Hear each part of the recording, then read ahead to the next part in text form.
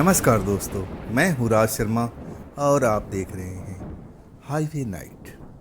चलिए दोस्तों, आज की कहानी के सफ़र पर। दोस्तों, मेरा नाम है अनिल कुमार। मैं दिल्ली में जॉब करता था। साल था 2010 का। वैसे मैं बिहार के मुजफ्फरपुर का पास का रहने वाला, और दिल्ली में मेरे बहुत सारे दोस्त और रिश्तेदार भी काम करते थे। लेकिन जब कोई त्यौहार आता, जैसे होली, दिवाली, तो हम लोग अपने गांव में ही मनाते थे। और ऐसे ही जब मेरे साथ में ये हादसा हुआ था ना, वो होली का त्यौहार आने वाला था। बस 2 दिन बाकी था होली। वैसे मेरे सारे दोस्त और रिश्तेदार जो थे, अपने अपने गांव अब चले गए थे। मैं ही जिस कंपनी में काम करता था, अब बड़ा मुश्किल से मुझे छुट्टी मिला था।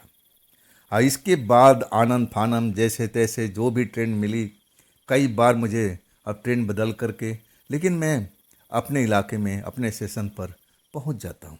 बस स्टॉप पर उतरता हूं और तब रात के करीब 10 बज जाता है। मुझे लगता है कि अब मेरे गांव अब जाने के लिए कोई साधन नहीं मिलेगी। लेकिन वहां पर भी मेरा नसीब बिल्कुल सही था। अब एक साधन मिल जाता है, ऑटो वाला मिल जाता है। अब मैं उससे बोलता हूँ कि चलो भाई मेरे गांव पर छोड़ दो। तब वो मना कर देता है कि नहीं भाई, मैं आगे आधा रास्ते में तो छोड़ सकता हूँ, लेकिन आपके गांव तक मैं बिल्कुल नहीं जाऊँगा। कोई समस्या है? मैं पूछने लगा समस्या क्या है। तब वो झूठ बोलने लगा कि मेरे पास में इतना तेल नहीं है। अगर मैं आपके गांव तक जाऊंगा तो तेल गांव में कहीं आसपास में खर्च हो जाएगा, फिर मैं वापसी नहीं आ पाऊंगा।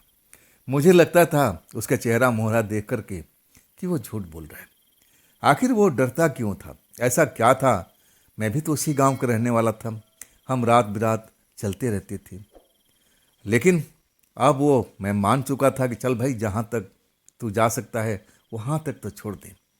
मेरे पास में एक पिट्ठू बैग था, और उस बैग में अपने परिवार के लिए कुछ मिठाई वगैरह और अपने चाचा के लिए एक विस्की का बोतल मैं लेके गया था।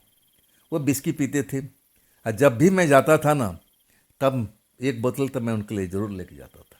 बड़ा खुश हो जाते थे। अब तो होली का त्यौहार था। जब विस्की की बोतल देखते ना, तो बड़ा खुश हो जाते। उनकी चेहरे की खुशी देख करके मुझे बहुत खुशी, आनंद मिलता था। और वो जो ऑटो वाला, रिक्शा वाला था, मुझे आधे आधे रास्ते पर छोड़ देता है। कहता है बाबू, अब यहाँ से आप पैदल चल जाओ, मैं आगे नहीं जा पाऊँगा। मैं अब क्या करूँ? चल देता हूँ पैदल। चलने के बाद में अपना गांव का अब ज़्यादा दूर नहीं था, लेकिन सड़क के किनारे में एक सरकारी स्कूल था। और वहाँ पर मैं जब प्यास लगता है ना, तो मैं हैंड पंप देखता हूँ, और हैंड पंप से मैं अपना प्यास बुझाने का कोशिश करता हूँ। बैग जो था ना, अपना पिट्ठू वाला बैग, ज़मीन पर थोड़ी देर पर रख देता हूँ, और हैंड पंप से पानी अब चला करके पीने की कोशिश करने लगता हूँ। और उसी वक्त मुझे लगता है कि मेरे जहाँ पर बैग रखा हुआ है ना, कोई आ गया है। जब मैं पीछे मुड़ कर देखता हूँ ना, तो एक 30-32 साल की या 35 साल की मान के चलिए, अब ऐसे ही कोई औरत थी, लाल कपड़ा पहने हुए थी। अब मेरे बैग के पास में आकर के खड़ी हो गई थी। जब मैं उसको देखता हूँ ना, तो मैं थोड़ा बहुत तो पानी पी चुका था, और तब मैं भाग के आता हूँ अपने बैग के पास में। और जैसे ही आता हूँ ना, तो वो थोड़ा पीछे हट जाती है। अपने बैग कंधे पर टांगता हूँ और उसकी तरफ देखने लगता हूँ कि आखिर ये औरत इस वक्त में कर क्या रही है। ये हमारे गांव की भी नहीं लग रही है। गांव तो बिल्कुल पास में आ चुका था। तो ये कौन है भाई? अब मेरे बैग के पास में ये क्यों मंडरा रही थी? क्या चोरी करने का इरादा था? मुझे तो यही लगा। हाँ, मैं जानता नहीं पहचानता नहीं था, तो मैं मुनासिब भी नहीं समझा कि उससे बात करूं। मैं अपने रास्ते पर चलने लगा, और तभी मैं देखता हूं कि वही औरत मेरा पीछा कर रही है। बाकी में ये डराने वाला पल था। मुझे लगा कि ये औरत मेरी पीछा क्यों कर रही है।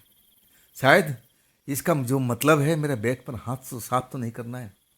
लेकिन मैं बहुत सतर्क हो गया था। मुझे लगा कि ये जरूर चोरनी है, अब मौका पाते ही बैग उड़ा देगी। अब वैसे ही मैंने अपने बैग जहाँ रखा था ज़मीन पर, वहीं पर खड़ा होकर के अब बड़ी बड़ी आंखों से बैग को घूर रही थी। मैं समझ गया कि चोरनी है, मेरा बैग को हाथ साफ करना चाहती है।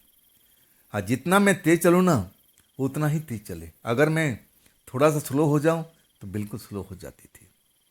वाकई में ये जो चूहे बिल्ली का खेल था ना, वो मैं मेरे साथ में खेल रही थी। औरत जात थी, अगर कोई उसकी जगह पर कोई लड़का होता, कोई इंसान आदमी होता, तो मैं उससे लड़ भी सकता था। लेकिन मेरे माँ बाप ने ऐसे संस्कार नहीं दिए थे कि मैं औरतों के साथ में बातचीत करूं, और वो भी रात के टाइम में। मैं सोचा कि बस घर पहुंच जाऊंगा, मामला ख़त्म हो जाएगा। मैं अपने गांव में पहुंच जाता हूं, अपने सीमा रेखा में गांव का अंदर आ जाता हूं। और जैसे अंदर आकर के देखता हूं ना, वो औरत नज़र नहीं आ रही है। मुझे बड़ा सुकून मिला, चलो अब पीछा छोड़ दिया। ज़रूर कोई चोरनी थी, मौका ताड़ रही थी, अब मेरा बैग साफ करना चाहती थी, चलो अब भाग गई अब। लेकिन मैं जब घर पहुंचता हूं ना, घर पहुंचने के बाद जैसे ही दरवाजे के अंदर दाखिल होता हूं, और हमारे जो परिवार के लोग हैं सारे कुछ इकट्ठा हो जाते हैं। अरे इस वक्त में सब हैरानी से मेरे जो चाचा हैं वो भी आ जाते हैं कि मेरा सामान लाया बेटा। तब मैं कहता हूँ हाँ चाचा, आपका सामान जरूर लाया हूँ, बैग में रखा हुआ है, अभी मैं निकाल कर देता हूँ। और उसके बाद में जब आंगन के कोने में देखता हूँ, हाँ वही लाल साड़ी पहने वही औरत खड़ी थी। बिल्कुल वही चेहरा, वही मोहरा, वही लाल कपड़ा। मैं देख करके एकदम चौंक गया। चाचा से कहता हूँ चाचा, ये औरत हमारे घर में कैसे आ गई? कौन है ये औरत? चाचा भी मुड़ते हैं और हमारे परिवार के सदस्य मुड़ के देखते हैं। कहते कहाँ है, कहाँ है? तब मैं कहता चाचा वो देखना कोने पर खड़ी है, देखो, वो देखो मेरी तरफ देख रही है। चाचा परिवार के सदस्य सब देखने लगते हैं और सब कहते हैं कहाँ है बेटा? कोई तू नशा वशा खा के आया है क्या? कहाँ है औरत? अगर होती तो मुझे नज़र नहीं आती। तभी वो औरत उस कोने से जैसे चलती हुई मेरी तरफ आ रही है। सारे लोग वहीं मौजूद है। देखते ही देखते मेरे पास में आकर के खड़ी हो गई। उसकी गर्म सांसों का एहसास मुझे होता है, और उस वक़्त जैसे वो मेरे शरीर में अब धक्का देती है या प्रवेश करती है, और इसके बाद मुझे कुछ होश नहीं रहता। मैं गिर जाता हूँ, मेरे साथ में क्या होता है कुछ भी मालूम नहीं। जब मेरी आँख खुलती है ना, तो दोपहर हो चुकी थी। आसपास में हमारे घर के परिवार के लोग, गली मोहल्ले के लोग, कुछ ऐसे चेहरे थे जो मैं पहली बार देख रहा था। एक बाबा थे, लाल पगड़ी बांधे हुए थे, दाढ़ी सफ़ेद थी, और मुझे देख रहे थे, कोई मंत्र का जाप कर रहे थे। जब मैं आंखें खोल देता हूँ ना, तब सब लोग देख करके मुझे चैन की सांस लेते हैं। मैं अपने आप को खाट पर पड़ा हुआ देखता हूँ, तब शरीर में कमजोरी का एहसास भी होता है। मैं पूछता हूँ अपने माँ से कि मेरे को क्या हो गया, क्या हो गया माँ? माँ कहती कुछ नहीं बेटा, सब कुछ ठीक है, जो कुछ होना था अब सब कुछ निपट चुका है, अब डरने की जरूरत नहीं है।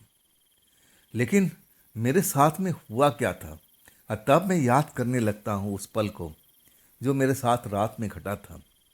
वो लाल कपड़ों वाली औरत, और वो पीछा करती हुई हमारे घर तक पहुँच गई थी। इसके बाद पूरे परिवार के लोग आंगन में खड़े हैं, हम लोग बातचीत कर रहे हैं, तभी वो कोने से निकलती हुई सीधा मेरे पास में आ जाती है। और हमारे परिवार के लोग कोई डांटते नहीं, ना उसको कोई पूछते हैं कि तुम कौन हो और मेरे लड़के के पास में क्यों आ रही हो, कोई कुछ नहीं बोलता है। इसके बाद जैसे वो धक्का देती है, मेरे शरीर में प्रवेश कर जाती है। अब मुझे कुछ होश नहीं रहता है, मैं सब कुछ ध्यान कर लेता हूँ। आखिरकार जब और बाकी लोग वहाँ से हट जाते हैं, और वो जो तांत्रिक बाबा थे, और वो कहते हैं अब सब कुछ ठीक है, चिंता की बात नहीं है, सब मैंने सही कर दिया। और उसके बाद वो लोग चले जाते हैं। तब चाचा मेरे पास में आके बैठ जाते हैं। बेटा तू ठीक है ना? मैं कहने लगा धीरे से कि हाँ चाचा, बस कमजोरी का एहसास हो रहा है। लेकिन ये सब हुआ क्या था? चाचा पहले तो मना करने लगे कि नहीं नहीं, बाद में बताऊंगा बेटा, अभी तू स्वस्थ हो जा, और देख तू कमज़ोर हो चुका है, चिंता की बात नहीं है, जो कुछ था सब कुछ बाबा जी ने सही कर दिया। लेकिन मैं कहाँ मानने वाला था। कहने लगे चाचा मेरी कसम, मेरे पास में बैठो और पूरा सच बताओ कि आखिर मेरे साथ हुआ क्या था। तब कसम देने के बाद चाचा बताना शुरू किए कि तू बेटा सही कहता था, उस कोने में जो तू देख रहा था, तेरी आंखें देख रही थी, वो सच था, लेकिन हम लोग नहीं देख पा रहे थे। वाकई में एक चुड़ैल थी, और तेरा पीछा करते करते ना जाने कहाँ से तेरे साथ में आई थी, इस घर में प्रवेश कर गई थी। और तुझे मारना चाहती थी वो, तुम्हारे शरीर के अंदर में प्रवेश कर गई थी। और तू बेहोशी में था, बड़बड़ा रहा था और चिल्ला रहा था।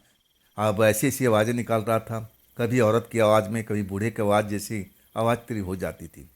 और तू चिल्लाता था कि ना, अब मैं बचूंगा नहीं। और कभी कभी जैसे औरत की आवाज़ में बोलता था कि अब बहुत देर हो चुकी है, अब तुझे मैं लेके चलता हूँ।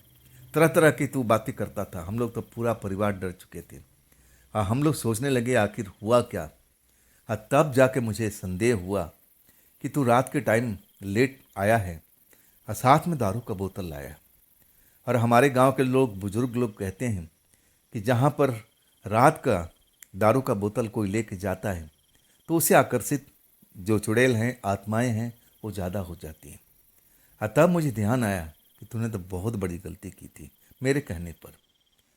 और देख, सुबह होते ही हम बाबा जी को बुला के लाए और इसके बाद बाबा जी ने तंत्र मंत्र करना शुरू किया।